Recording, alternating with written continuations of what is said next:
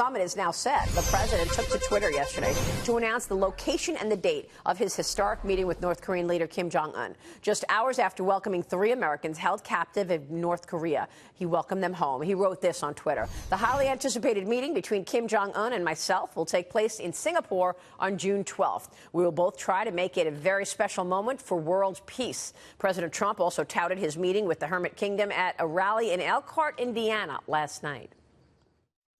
At 2 o'clock in the morning, I had the incredible honor of greeting 3 brave Americans who had been held in North Korea, and we welcomed them back home. On June 12th, in Singapore, I'll be meeting with Kim Jong-un to pursue a future of peace and security for the world. But you remember everybody in the fake news where they were saying, he's going to get us into a nuclear war.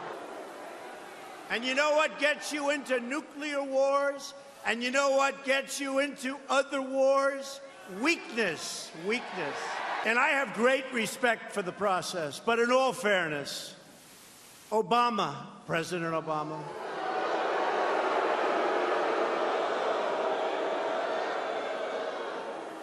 paid $1.8 billion for hostages. You, not me, you. Last night you saw it. And again, it's leading to some very big things. Joining me right now to talk more about it is former Trump campaign foreign policy advisor Walid Phares. Walid, good to see you. Have you spoken with the president about this North Korean situation? I have not, but I have seen the actual steps, and I think we're going in the right direction, because the North Korean leader, or dictator, if you want, is not moving in a void. I think the administration, the president, did the right thing in mobilizing, first, our East Asian allies, Japan, South Korea, but more importantly, speaking to China. That's a game changer from past events, from past attempts. And this is leading to the situation we're seeing right now. And I think that we're not going to have major surprises in Singapore, because Pyongyang has already made a decision to make concessions. My question is how far they would go. Yeah. That's a different ballgame. I think you make a great point on China, and you have to give China credit here, because this pressure campaign that President Trump put on China, put on North Korea, is obviously working. And China, I guess, withheld certain exports to North Korea. The Chinese did participate and help the U.S. I wonder if that creates some goodwill going into these trade negotiations as well between the U.S. and China.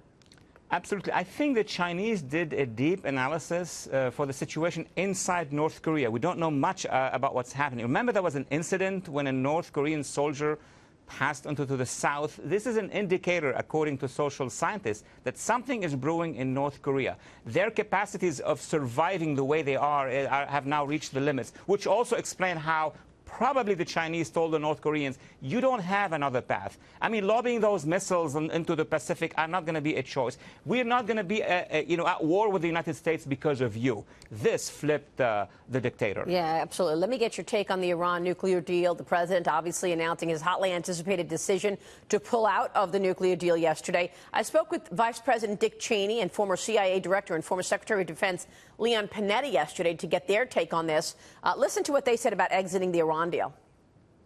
The Iranians ended up sort of the big dog on the block, primarily because that appeared to be what President Obama wanted to have happen. Well, I don't think there's any question it was a mistake. Because the issue is leverage. We need to deal with the kind of undermining efforts that it makes in that part of the world. Walid, your take on this? Look, my view has always been since 2014, when the negotiations led to the 2015 deal. The problem technically is not with the actual deal, I mean with the actual stipulations of the deal. Had the same deal been done with South Africa after the collapse of the Soviet Union, or with a different Iranian government, it's okay. The problem are the intentions of the Iranian regime. We have a deal with them, and basically they are expanding in the region. They are buying missiles. So it's not just an economic reading of the deal, it's a geopolitical reading of the deal. And my view is that there will always be another deal. Once this deal is over and it's over, what's going to happen? They're going to negotiate for a new one. Right. I wonder what happens with Europe. I mean, there's a period here where countries and companies and individuals will have to decide, I'm either going to do business in Iran or with Iran, or I'm going to do business with the United States of America, and you can't do both. So is there still a chance, do you think, that the European leaders follow the president's lead or no? Yes, there is a chance. All depends on what we're going to do next. I mean, just canceling the deal by itself, it's going to give all that energy for the Europeans to fight for their interests. They are already invested in that deal. Those who can help us rebalance and then convince the Europeans to change and come to a new table of negotiations should be the Arabs. I remember the president met with 50 Arab and Muslim leaders in the region, and they have pretty much influence on the Europeans. So my call is on the Gulf, on the Arabs, to meet with us in a summit, and we will meet with the Europeans and tell them, look, Iran or all of us? That's the real equation. All of this conversation is having an impact on oil. President Trump's decision sending oil prices higher recently, and now Bank of America is out with a report telling clients oil prices could return to $100 a barrel by next year. This morning we got crude up just a fraction at 71.44. Are you expecting oil to stay elevated, Walid?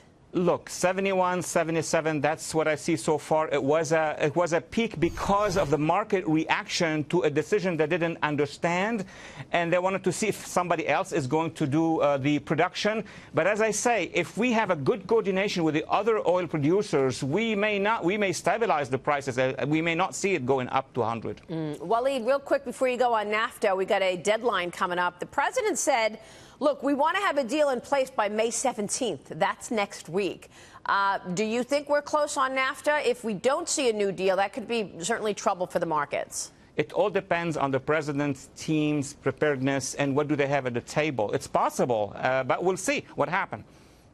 All right, we will watch that. I guess the sticking points on NAFTA here is about origination in terms of auto production. How much of the auto production should be originated in the North American region versus elsewhere? Walid, it's good to see you. Thanks so much. Thank you. Walid Phares joining us there.